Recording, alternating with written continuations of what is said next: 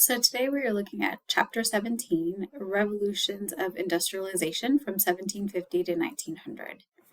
So what did you think about this? When was the last time you flipped on a light switch or drove a car, charged your phone? Now try to imagine a world where there is no electricity, no engines, factories, or fossil fuels. And that world existed not that long ago. That was just 250 years ago. That's what the world was like. And in the grand scheme of things, that's a very short amount of time. The Industrial Revolution really does transform human life more dramatically than any event since the Agricultural Revolution, which was 12,000 years ago.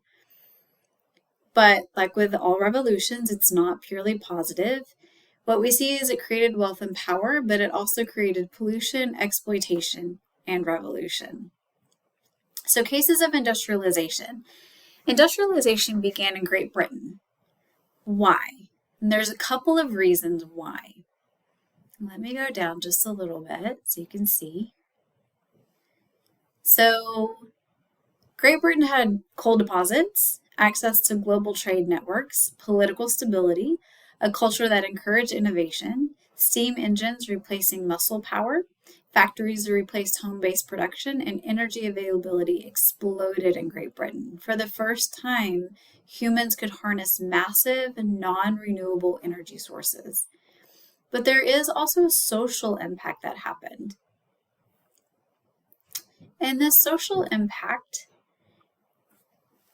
changed social classes. The middle class expanded and gained political influence. Workers began moving to cities. Urban conditions, though, they're very harsh. So city life was harsh. Factories demanded long hours, very strict discipline. Child labor was common during this time. We don't have child labor laws. Women were pushed into gendered labor hierarchies. Some gained new wage opportunities, but others lost their traditional economic roles. And with that, we do see some protest and reform movements happening. And you'll see this in the textbook. It goes more into detail, but workers resisted. They formed unions, they organized strikes, socialist ideas spread. And in Britain, reform softened inequality. In Russia, repression is going to lead to revolution. Industrialization did not create a lot of harmony. Instead, it created tension.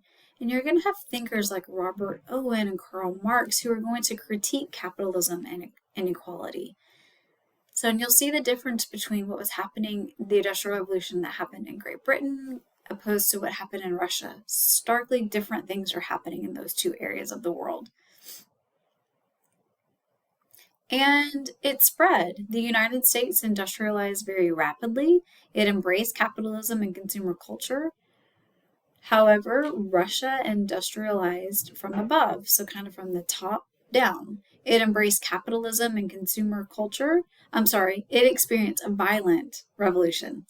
Latin America, it exported raw materials instead of building factories. So not to, they would gather the raw materials and ship them out. They didn't do anything with the raw materials necessarily in South America.